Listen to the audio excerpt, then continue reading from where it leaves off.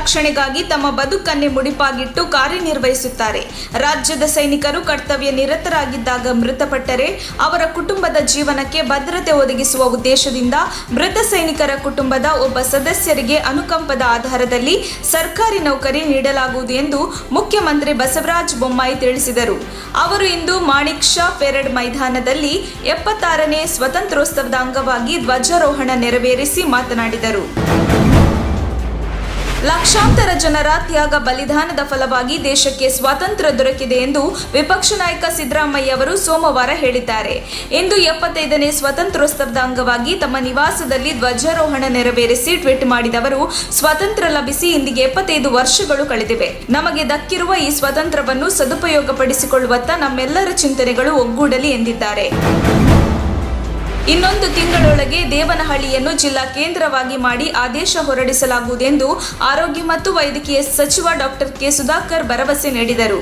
ಸ್ವಾತಂತ್ರ್ಯ ದಿನಾಚರಣೆಯ ಪ್ರಯುಕ್ತ ಬೆಂಗಳೂರು ಗ್ರಾಮಾಂತರ ಜಿಲ್ಲೆಯಲ್ಲಿ ಧ್ವಜಾರೋಹಣ ನೆರವೇರಿಸಿ ಮಾತನಾಡಿದ ಅವರು, ಜಿಲ್ಲೆಯ ದೇವನಹಳ್ಳಿಯ ನಾಡಪ್ರಭು ಕೆಂಪೇಗೌಡರು ಆಡಳಿತ ನಡೆಸಿದ ಪ್ರದೇಶವಾಗಿದೆ. 54 ಪೇಟೆಗಳು, 340ಕ್ಕೂ ಅಧಿಕ ಕೆರೆಗಳ ನಿರ್ಮಾಣಗೊಂಡಿದೆ ಎಂದರು. ಬಿಹಾರ ಉಪಮುಖ್ಯಮಂತ್ರಿಯಾಗಿ ತೇಜಸ್ವಿ ಯಾದವ್ ಅವರು ನೀಡಿದ 10 ಲಕ್ಷ ಉದ್ಯೋಗ ನೀಡುವ ಭರವಸೆಯನ್ನು ಈಡೇರಿಸಲು ನಮ್ಮ ಹೊಸ ಸರ್ಕಾರ ಬದ್ಧವಾಗಿದೆ. ಅಲ್ಲದೆ ಈ ಉದ್ಯೋಗ ಸೃಷ್ಟಿ ಗುರಿಯನ್ನು 2 ಪಟ್ಟು ಹೆಚ್ಚಿಸುವ ಗುರಿ ಹೊಂದಿದೆ ಎಂದು ಸೋಮವಾರ ಬಿಹಾರ ಮುಖ್ಯಮಂತ್ರಿ ನಿತೀಶ್ ಕುಮಾರ್ ಅವರು ಹೇಳಿದ್ದಾರೆ. 75ನೇ ಸ್ವಾತಂತ್ರ್ಯೋತ್ಸವದ ಭಾಷಣ ಮಾಡಿದ ನಿತೀಶ್ ಕುಮಾರ್ ಅವರು ಐತಿಹಾಸಿಕ ದಿನದಂದು ಮಾಡಲಾದ ಐತಿಹಾಸಿಕ ಘೋಷಣೆಯನ್ನು ಶ್ಲಾಘಿಸಿದರು. ನಾವು ಒಟ್ಟಿಗೆ ಇದ್ದೇವೆ ಮತ್ತು ನಾವು 10 ಲಕ್ಷ ಅಲ್ಲ 20 ಲಕ್ಷ ಉದ್ಯೋಗ ನೀಡುವ ಗುರಿ ಹೊಂದಿದ್ದೇವೆ ಎಂದು ಇದೇ ವೇಳೆ ತಿಳಿಸಿದರು. ಸ್ವಾತಂತ್ರ್ಯ ಮಹೋತ್ಸವದ ಅಂಗವಾಗಿ ಕಾಂಗ್ರೆಸ್ ಬೆಂಗಳೂರಿನಲ್ಲಿಂದು ಬೃಹತ್ ಸ್ವಾತಂತ್ರ್ಯ ನಡಿಗೆಯನ್ನು ಆಯೋಜಿಸಿತ್ತು. ಮಧ್ಯಾಹ್ನ 2 ಗಂಟೆಯಿಂದ ಮೆಜೆಸ್ಟಿಕ್ನ ಸಂಗೊಳ್ಳಿ ರಾಯಣ್ಣ ಪ್ರತಿಮೆಯಿಂದ ಬಸವನಗುಡಿ ನ್ಯಾಷನಲ್ ಕಾಲೇಜು ಮೈದಾನದವರೆಗೂ 7.5 ಕಿಲೋಮೀಟರ್ ದೂರ ಪ್ರಯಾಣದಲ್ಲಿ ರಾಜ್ಯದ ನಾನಾ ಭಾಗಗಳಿಂದ ಲಕ್ಷಾಂತರ ಮಂದಿ ಆಗಮಿಸಿದ್ರು. ಜಾತ್ಯತೀತ ಹಾಗೂ ಪಕ್ಷಾತೀತವಾಗಿ ಕಾರ್ಯಕ್ರಮದಲ್ಲಿ ಭಾಗವಹಿಸಲು ಕರೆ ನೀಡಲಾಗಿತ್ತು. ಆನ್ಲೈನ್ನಲ್ಲಿ 1 ಲಕ್ಷಕ್ಕೂ ಹೆಚ್ಚು ಮಂದಿ ನೋಂದಣಿ ಮಾಡಿಕೊಂಡಿದ್ರು. ಬೆಳಗಾವಿ, ಚಾಮರಾಜನಗರ, ಕೋಲಾರ, ಮಂಗಳೂರು ಸೇರಿದಂತೆ ರಾಜ್ಯದ ಎಲ್ಲಾ ದಿಕ್ಕುಗಳಿಂದಲೂ ಪಾದಯಾತ್ರೆಯಲ್ಲಿ ಜನ ಭಾಗವಹಿಸಿದ್ರು.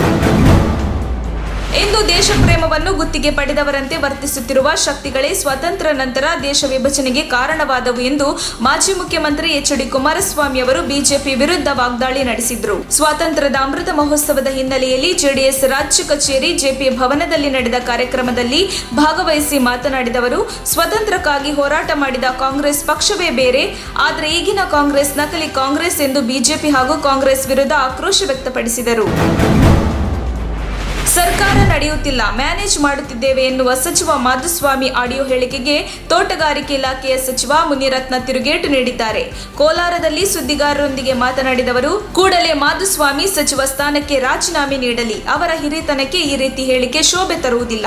ಮಾಧುಸ್ವಾಮಿ ಸಹ ಒಂದು ಭಾಗ. ಕ್ಯಾಬಿನೆಟ್ನ ಪ್ರತಿಯೊಂದು ಅಂಶದಲ್ಲೂ ಅವರು ಭಾಗವಹಿಸುತ್ತಿದ್ದಾರೆ.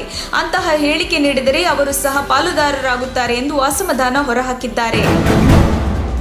ಶಿವಮೊಗ್ಗ ಜಿಲ್ಲೆಯಲ್ಲಿ ವೀರ ಸಾವರ್ಕರ್ ಭಾವಚಿತ್ರ ಇಡುವ ವಿಚಾರಕ್ಕೆ 2 ಕೋಮಿನ ಯುವಕರ ನಡುವೆ ಜಟಾಪಟಿ ನಡೆದಿದ್ದು, ಆಮೀರ್ ಅಹಮದ್ ವೃತ್ತದಲ್ಲಿ ಇರುವ ಸಾವರ್ಕರ್ ಫೋಟೋ ತೆಗೆದು ಟಿಪ್ಪು ಫೋಟೋ ಇಡಲು ಯುವಕರು ಮುಂದಾಗಿದ್ರು. ಈ ವಿಚಾರ ತಿಳಿದ ಪೊಲೀಸರು ಸಾವರ್ಕರ್ ಫೋಟೋ ತೆರವು ಮಾಡಿದ್ರು. ಜೊತೆಗೆ ಟಿಪ್ಪು ಫೋಟೋ ಇಡಲು ನಿರಾಕರಿಸಿದ್ರು. ಇದೇ ವಿಚಾರಕ್ಕೆ ಜಟಾಪಟಿ ಆರಂಭವಾಗಿದ್ದು, ಸಾವರ್ಕರ್ ಫೋಟೋ ತೆರವು ಮಾಡಿರುವುದಕ್ಕೆ ಹಿಂದೂ ಪರ ಸಂಘಟನೆಯ ಕಾರ್ಯಕರ್ತರು ಪ್ರತಿಭಟನೆ ನಡೆಸಿದ್ದಾರೆ.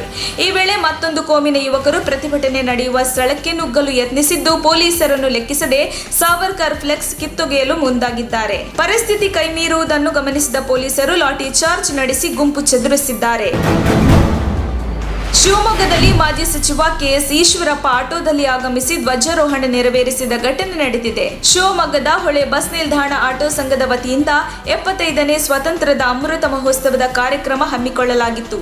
ಕಾರ್ಯಕ್ರಮದ ಅತಿಥಿಯಾಗಿರುವ ಕೆಎಸ್ ಈಶ್ವರಪ್ಪ ಆಟೋ ಚಾಲಕರ ಕಾರ್ಯಕ್ರಮಕ್ಕೆ ತಮ್ಮ ಮನೆಯಿಂದ ಆಟೋದಲ್ಲಿ ಆಗಮಿಸಿದ್ದಾರೆ. ಕಾರ್ಯಕ್ರಮದ ಬಳಿಕ ತಮ್ಮ ಕಾರಿನಲ್ಲಿ ಬೇರೆ ಕಾರ್ಯಕ್ರಮಕ್ಕೆ ತೆರಳಿದ್ದಾರೆ. ಧ್ವಜಾರೋಹಣದ ವೇಳೆ ಕುಸಿದು ಬಿದ್ದು ನಿವೃತ್ತ ಯೋಧ ಸಾವನ್ನಪ್ಪಿರುವ ಘಟನೆ ದಕ್ಷಿಣ ಕನ್ನಡ ಜಿಲ್ಲೆಯ ಕಡಬ ತಾಲೂಕಿನಲ್ಲಿ ನಡೆದಿದೆ. ಮಾಜಿ ಯೋಧ ಗಂಗಾಧರ ಗೌಡ ಮೃತಪಟ್ಟವರು. ಕಡಬ ತಾಲೂಕಿನ ಕುಟ್ರುಪಾಡಿ ಗ್ರಾಮ ಪಂಚಾಯತ್ನಲ್ಲಿ 75ನೇ ವರ್ಷದ ಸ್ವಾತಂತ್ರ್ಯ ದಿನಾಚರಣೆಯನ್ನು ಹಮ್ಮಿಕೊಳ್ಳಲಾಗಿತ್ತು. ಗಂಗಾಧರ ಗೌಡ ಕಾರ್ಯಕ್ರಮದ ಮುಖ್ಯ ಅತಿಥಿಯಾಗಿ ಭಾಗವಹಿಸಿದ್ರು. ಕಾರ್ಯಕ್ರಮದ ಧ್ವಜಾರೋಹಣದ ವೇಳೆ ಗಂಗಾಧರ ಗೌಡ ಏಕಾಏಕಿ ಕುಸಿದು ಬಿದ್ದಿದ್ದಾರೆ. ಕೂಡಲೇ ಅವರನ್ನು ಆಸ್ಪತ್ರೆಗೆ ರವಾನಿಸಲಾಗಿದ್ದು, ದುರಾದೃಷ್ಟವಶಾತ್ ಮಾರ್ಗದ ಮಧ್ಯೆ ಗಂಗಾಧರ ಗೌಡ ಕೊನೆ ಉಸಿರೆಳೆದಿದ್ದಾರೆ.